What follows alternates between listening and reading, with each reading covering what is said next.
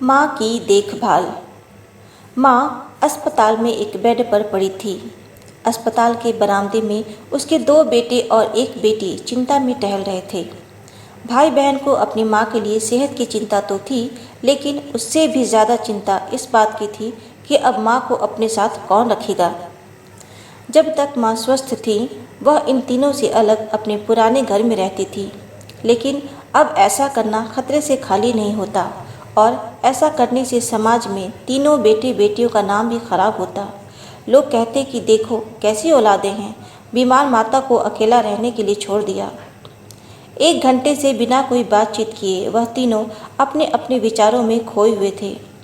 फिर बहन ने चुप्पी तोड़ते हुए अपने बड़े भाई की तरफ देखते हुए कहा, भैया आप बड़े हैं, इसलिए आपका कर्तव्य है कि माँ को ज़रूरत के समय आप रखें और उनकी देखभाल करें।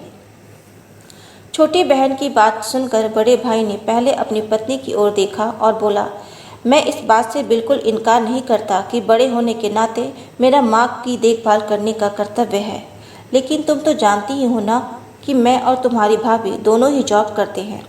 ऐसी हालत में माँ के साथ किसी न किसी को हर वक्त उनकी देखभाल करने के लिए उनके साथ रहना पड़ेगा, जो हमारे लिए बहुत मुश्किल हो जाएगा। बहन, तुम तो पूरा दिन घर ही पर रहती हो, तुम माँ को अपने साथ क्यों नहीं रखती? पैसों की चिंता मत करना, जो भी खर्चा आएगा मैं दे दूँगा।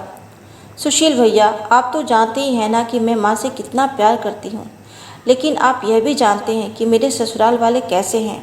मैं यह बिल्कुल बर्दाश्त नहीं कर पाऊँगी कि कोई मेरी माँ को और मेरे भाइयों को भला बुरा कहे, इसलिए अच्छा यही होगा कि माँ को अनिल भाई के यहाँ रखा जाए। बड़े भाई सुशील ने भी छोटे भाई अनिल के यहाँ माँ को रखने के लिए सहमति जताई। आप यह कैसी बातें कर रहे हो? क्या आपने नहीं देखा है कि माँ कभी भी मेरे घर 2 दिन से ज़्यादा रही ही नहीं है? उसका मेरे यहाँ मन लगता ही नहीं है, फिर वह कैसे इतने दिन मेरे घर पर रह पाएगी? छोटे भाई ने अपनी असहमति जताते हुए कहा। इससे पहले कि इस चर्चा का कोई नतीजा निकल पाता, एक नर्स वहाँ पर दौड़ते हुए आई और कहने लगी, क्या आप ही वार्ड नंबर 4 में भर्ती मरीज के रिश्तेदार हैं? आपको डॉक्टर साहब अंदर बुला रहे हैं। सभी घबरा गए और दौड़ते हुए डॉक्टर के पास पहुंचे। डॉक्टर ने उनसे हाथ जोड़ते हुए कहा, आई एम सॉरी, मैं आपकी माताजी को बचा नहीं पाया। डॉक्टर की इस खबर ने सबके चेहरे पर झूठी मूठी दुख की परत तो चढ़ा दी थी, लेकिन सभी के दिल के किसी कोने में इस बात की खुशी भी छुपी हुई थी कि अब उन्हें माँ को संभालना नहीं पड़ेगा और माँ की वजह से उन्हें परेशान नहीं होना पड़ेगा। दोस्तों, छोटी सी यह इमोशनल कहानी ही समाज का सत्य है।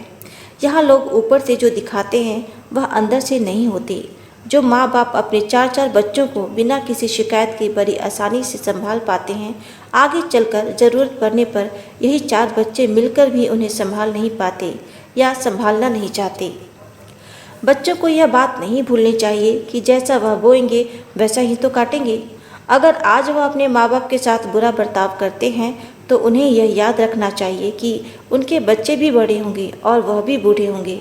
जो उन्होंने अपने माँ बाप के साथ किया है, उनके बच्चे भी उनके साथ वही करेंगे। अपने दिल से छल कपट निकाल दीजिए और सच्चे मन से अपने माता पिता की, अपने बुज़ुर्गों की सेवा कीजिए। यदि आपको ये कहानी पसंद आई हो तो प्लीज़ इसे लाइक ज़रूर कर दें, अपने दोस्तों के साथ शेयर करें और चैनल को भी सब्सक्राइब कर दें। धन्यवाद।